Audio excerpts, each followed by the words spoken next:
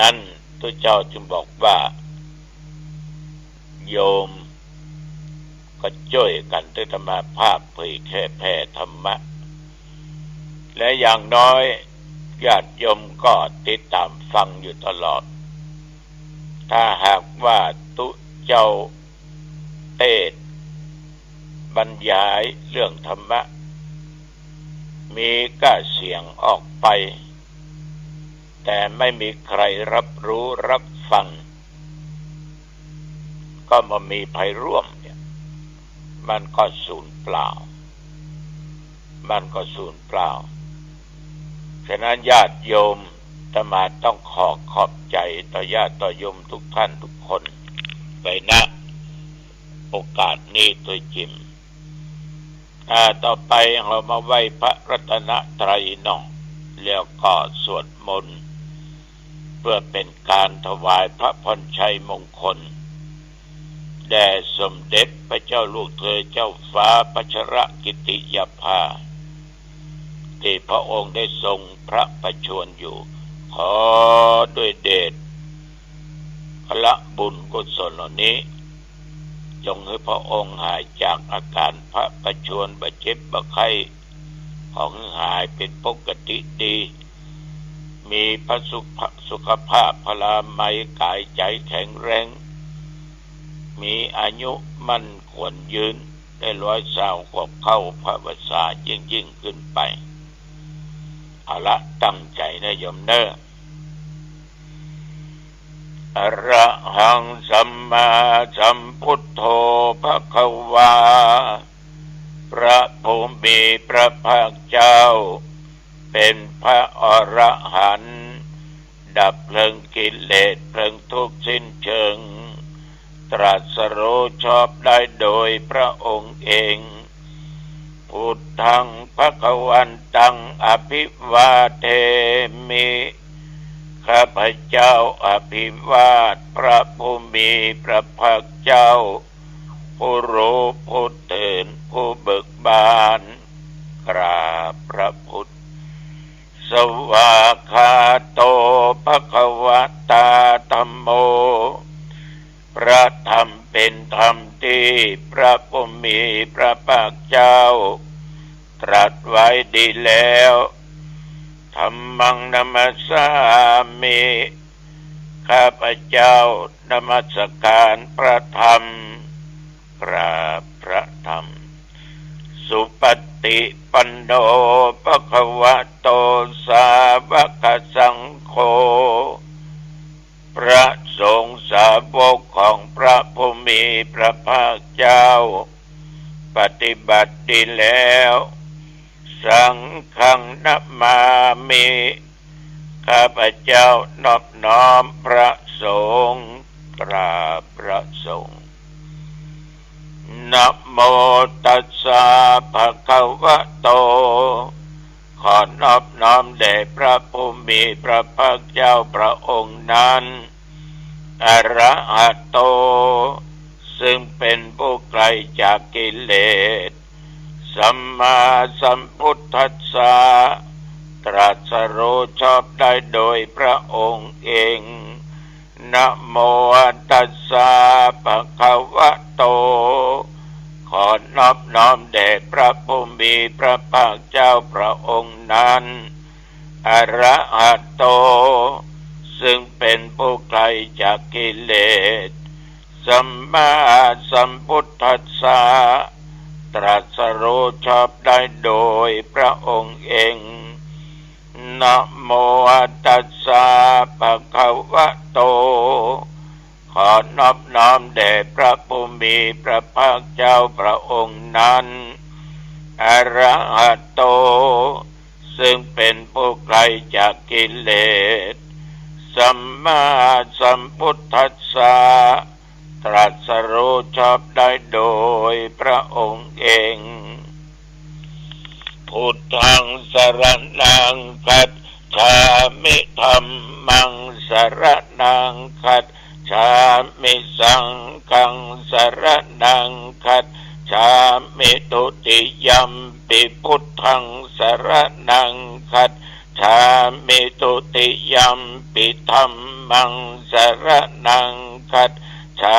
มิตุติยัมปิสังฆังสรณังคัจฉามิตติยัมปิพุทธังสรณังคัจฉามิตติยัมปิธัมมังสรณังคัจฉามิตติยัมปิสังฆังสรณังคัจฉามิยะโตอังภาคิเนอาเลยายาชาติยาชาโตนาปิชานามิสันเจจาปันตังชีวิตาโบโรเปตาเตนะสัจเจนะโสติเตโหตุโสติกัปภัสสะโพชังโคสติสังฆาโตธัมมานังวิจโยตถาวิริยัมปิติปัสสติโพชังคาจะตถาปะเรสัมมาตุเปกขะโพชังคาสัตเตเตสัพพะทัสสินามุนินาสัมมาทัคขาตาภาวิตาภาหุลิกตาสังวัตตันติอภิญญายานิพพานายาจะโพธิยาเอเตนะสัจจวัชเชนะโสติเตโหตุสัพพะทาเอกัสสะมิงสามะเยนะโทโมคคัลลานัญจกัสสะปังคิลาเนโตคิเตติสวาโพชังเกสัตตะเทสะเยเตจะตังอภินันติโตวาโรคามุตจิงสุตังคะเนเอเตนะสัจจวัชเชนะโสติเตโหตุสัพพะทาเอกทาธัมมราชาปิเขลัญเยนะปิปิริโตจุนตาเทเรนะตัญเยวะภานาเปตวานาสาทะรังสัมโมติตวาจะอาภาธาตัมหาวุฒาสิธานะโสเอเตนะสัจจวัชเชนะโสติเตโหตุสัพพะทาปะยินาเตจะอาภาธาตินนันนัมปิมะเยสินังมัคคะอัตตะกิเลสาวะปัตตานุปติธัมมะตังเอเตนะสัจจวัชเชนะโสติเตโหตุสัพพะทาโพภวะตุสัพพะมังคะลังรักขันตุสัพพะเทวตาสัพพะพุทธานุภาเวนะสัทธาโสติภวันตุเตภวะตุสัพพะมังคะลังรักขันตุสัพพะเทวตา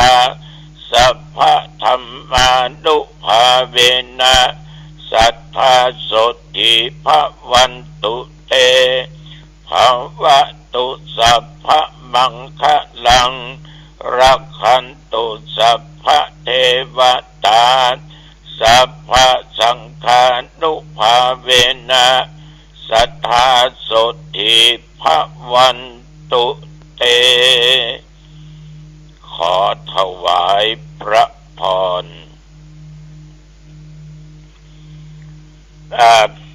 กรมอุตุได้แจ้งบอกว่า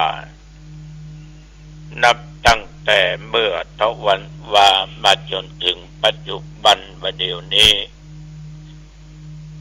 แปลกใจเหมือนกันเนาะเว้ย วัดหนองตองและใกล้เคียงนั้นไม่มีฝนตกแม้แต่หยดเดียวแต่ห่างหนองตองไปประมาณสัก7-8 กิโลมีฝนตก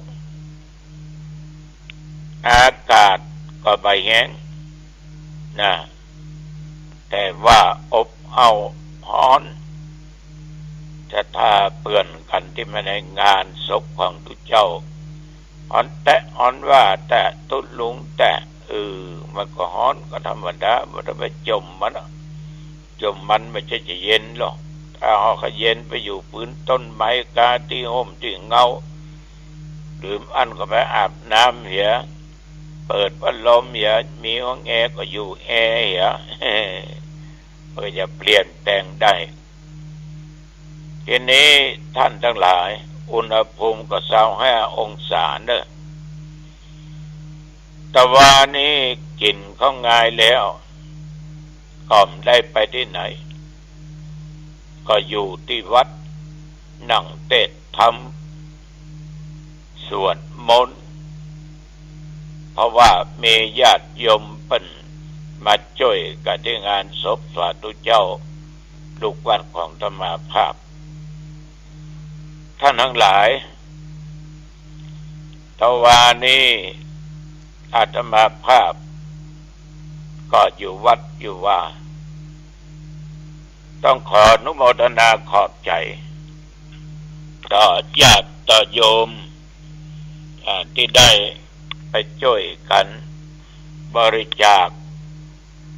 เป็นกองทุนซื้อเครื่องมือการแพทย์เครื่องช่วยหายใจ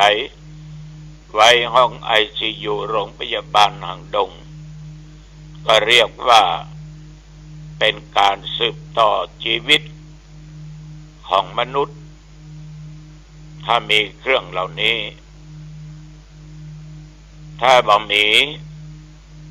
ญาติโยมมันมีที่อื่นถ้าเป็นว่างมันก็ดีเกิดเตียงแบบว่างคนไข้คนนั้นก็เสี่ยงต่อความตายเป็นอย่างมากบางท่านก็ต้องจากกันไปฉะนั้น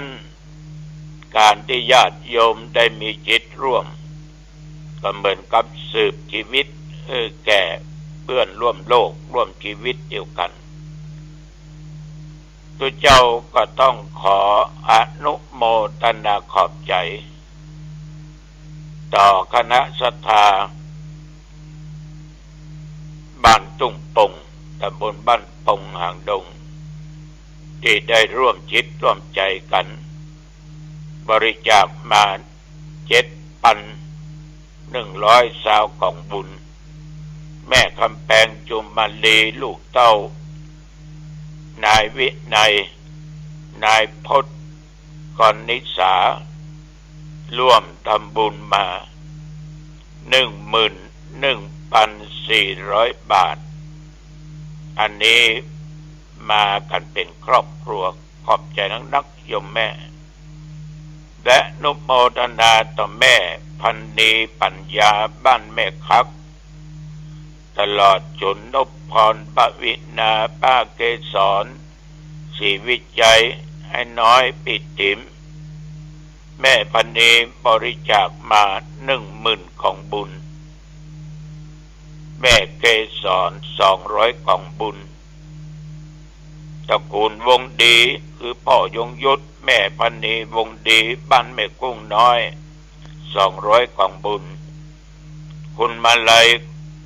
พงถวายบ้านต่องกาย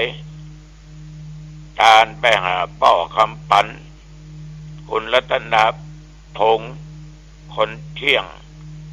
และก็นางสาวดิลบนคนเที่ยงอันนี้ก็หอมมา 1,100 กล่องบุญแม่มาลัยพงถวายนั้น 1,000 กล่องบุญเดี๋ยวก่อนอนุโมทนาต่อยมจันทอง100 กล่องบุญวดินา100 กล่องบุญสุพจน์โสภา100 กล่องบุญแม่อิน100 กล่องบุญแม่ปั่น100 กล่องบุญบุญศรี200 กล่องบุญพันนี500 กล่องบุญณฐมนต์200 กล่องบุญแม่กองแก้ว200 กล่องบุญ ก็ละวัน50กล่องบุญทองใบ100กล่องบุญบุญมี100กล่องบุญยมเดช100กล่องบุญยมแตน100กล่องบุญยุทธนา100กล่องบุญเฮียชัย100กล่องบุญศีลา100กล่องบุญอานันต์นิตยา100กล่องบุญอันนี้เป็นญาติเป็นโยมที่มาจากบ้านต้าปู่แดงวังมุยสารปีรวมแล้ว2,370กล่องบุญเอานุโมทนาเนอที่ญาติโยมได้ฮื้อชีวิต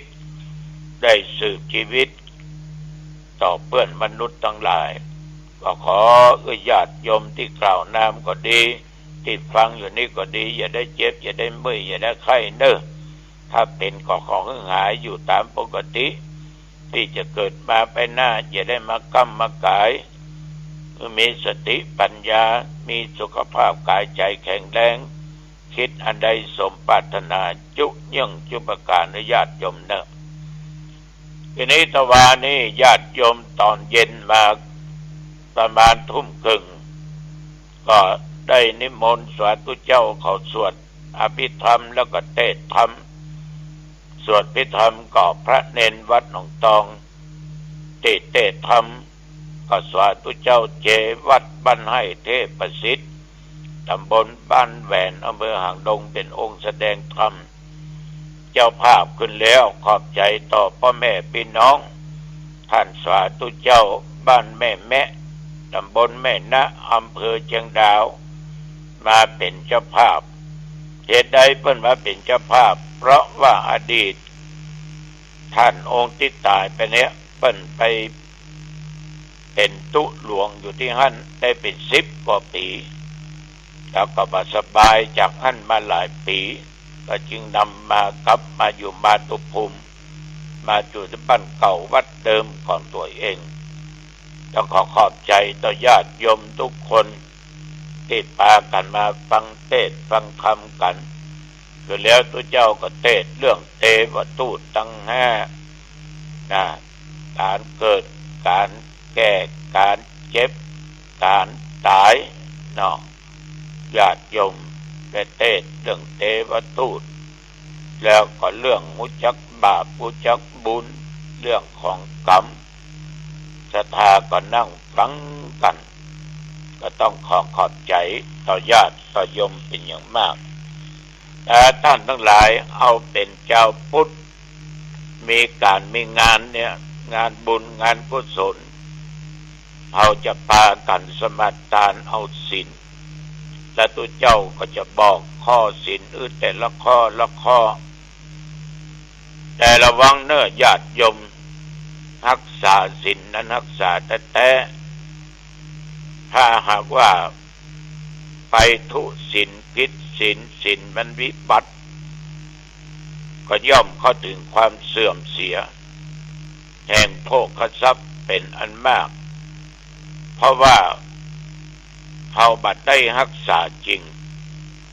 มันก็จะเลยตั้งอยู่ในความประมาทก็เป็นเหตุให้ทรัพย์สินเงินทองนั้นหมดไปได้แล้วก็จะเป็นโทษต่อศีลข้อที่1เขาห้องคนนั้นว่าเป็นคนทุศีลฆ่าสัตว์ตัดชีวิตก็ทุศีลคนทุศีลนั้นเกียรติยศเกียรติทรัพย์ญาติโยม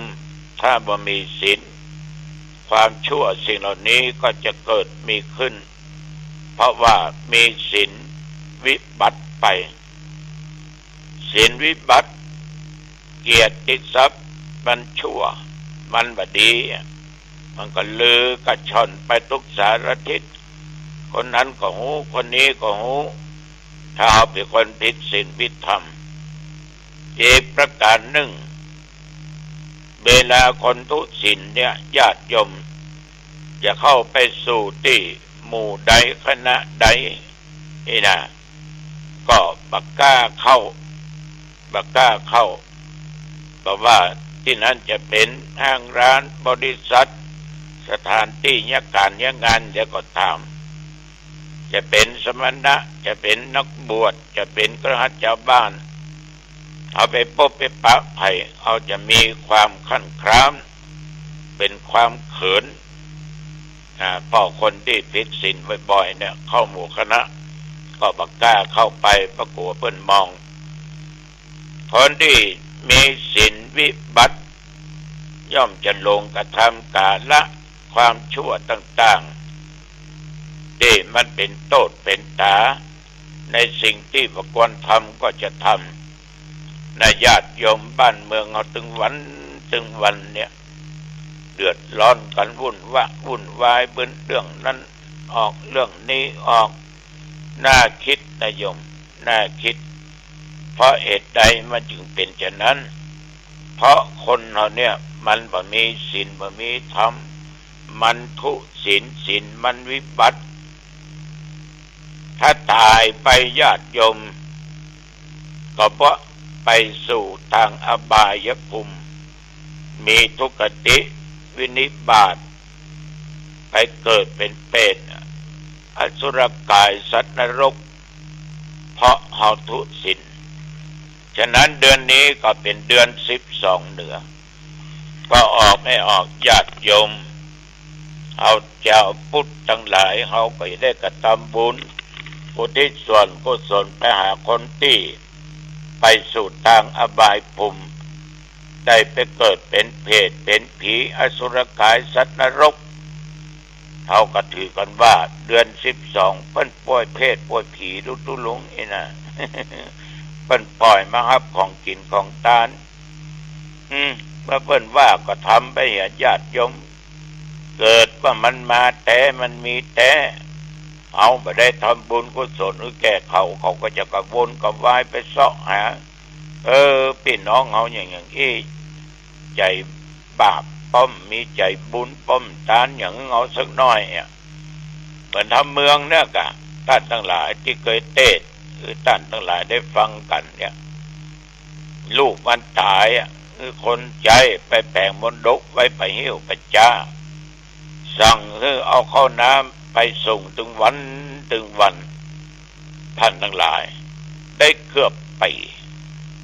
วันนั้นคนใจจะเอาไปส่งเหมือนกันแต่เกิดฝนตกหนักน้ำนองน้ำไหลหลากไม่สามารถไปได้ระหว่างยืนอยู่ที่นั่นมีสาธุเจ้าตนหนึ่งมาปิณฑบาตก็เลยเอาเข้านั้นไปใส่บาตรเนี่ยพระเจ้าอนุโมทนาแผ่เมตตาพระชายคนนั้นก็แผ่เมตตาตกเมื่อคืนมาลูกของเขานะเศรษฐีนะไปเข้าฝันต่อ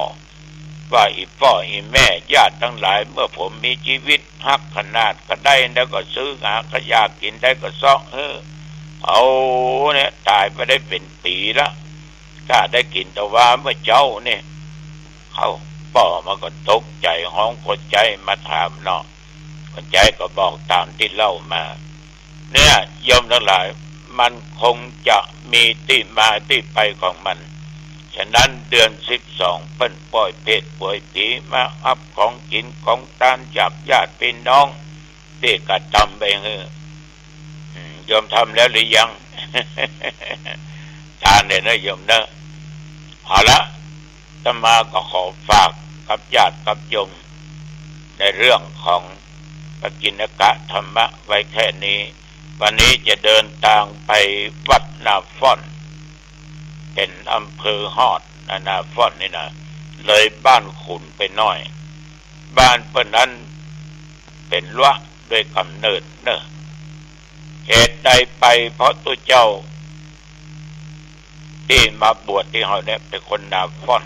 คือมหาอบคิวสาแล้วก็กลับไปอยู่ที่วัดนาฟ่อนก็ฐานะเป็นลูกศิษย์ลูกหาก็จำเป็นต้องไปอันนี้วันนี้ก็ในประมาณ7 โมงเจ้าจะออกวัดละอายุวันโนสุขังพลังเนอพบกันใหม่โอกาสหน้าเจริญพร